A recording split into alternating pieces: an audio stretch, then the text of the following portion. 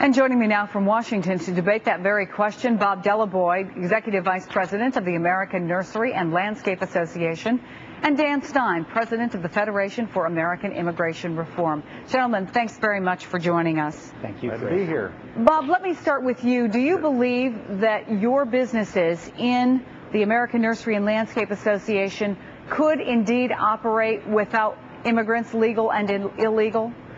I think that's a very hard question to answer right now because it's not absolutely clear who is legal and who isn't. Our employers, our members, are using the proper forms to employ people, and they are asking the employer applicants to provide them with that documentation.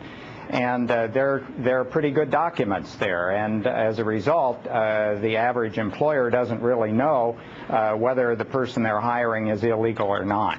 So you're saying the problem is not with the people who are doing the hiring, but with the system? Absolutely. It's very clear that the problem is the laws are broken. Most employers want to be law-abiding citizens. Our problem is that for the last 20 years, we've been operating under a system that is absolutely broken. It's ignored supply and demand. It's created a bunch of complexities and confusing signals for employers, and hopefully, as a result of all this attention right now, we will come up with a comprehensive reform package that will fix all the laws that impact our situation relative to immigration. Dan, would you agree, is the system broken in regards to employers knowing whether or not the people they hire are legal or illegal immigrants? Chris, I would say that the system is broken in every phase, including that. And, you know, look, 20 years ago, Congress said we're going to make it illegal for employers to hire illegal aliens.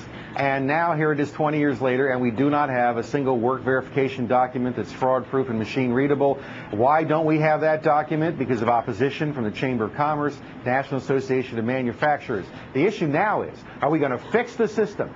Get it under control, improve state-local cooperation, get employers under the microscope and really penalize them, or are we going to pass a big amnesty like President Bush wants and overwhelm the system in such a way that we can never get control of the process? Well, let's take a look at that little piece that we heard from the president today, Dan, where he said he thinks we need to go after some of these employers. What do you think about that? Is that part of the answer?